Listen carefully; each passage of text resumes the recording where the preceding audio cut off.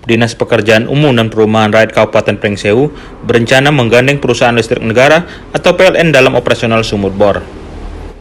Rencana itu dilakukan untuk menghemat biaya yang dikeluarkan selama penggunaan sumur bor di musim kemarau. Kepala Bidang Sumber Daya Air Dinas PUPR Kabupaten Pringsewu Wianto menjelaskan, pihaknya telah melakukan rapat mengenai rencana ini Agustus lalu. Dari hasil rapat tersebut, akan dilakukan pemetaan pada wilayah yang dinilai penting dalam pelaksanaan program listrik masuk sawah itu. Program ini dinilai penting mengingat titiknya harus jelas untuk mendahulukan wilayah dengan tingkat kekeringan yang paling parah. Ada program sumur bor yang di titik-titik krusial yang sangat membutuhkan air itu kan ada sumur bor. Kemudian di situ salah satu kendalanya kan energi. Jadi kalau pakai BBM kan kosnya tinggi. Jadi kemarin di rapat terakhir bulan kemarin Komisi Irigasi itu kita mau koordinasi dengan PLN. Jadi kita minta untuk mengadakan program listrik masuk sawah. Listrik masuk sawah. Betul. Jadi kita kemarin sudah sempat komunikasi ke sana. Kemudian nanti kita mungkin lewat Komisi Irigasi mau ditentukan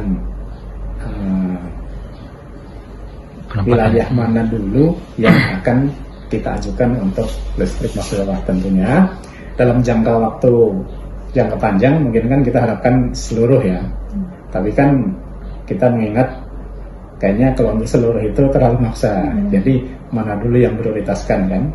Nah itu kita ngajukan ke PLN untuk listrik masuk sawah. Karena dengan itu nanti kemungkinan akan banyak lagi sumber-sumber air yang akan kita gali. Artinya kan mungkin sumur bor itu akan kita perbanyak. Dan di sini tentunya sumur bor kita nggak bisa suka-merta. Oh di sini sawah kurang, kita bor. Begitu nggak ada air, biaya yang sudah kita keluarkan kan kita harus bertanggung jawab dengan itu. Makanya kita adakan namanya studi geolistrik. Geolistrik itu untuk bisa mengetahui akuifernya, jadi sumber air untuk di suatu wilayah itu kedalaman berapa, ada apa enggak.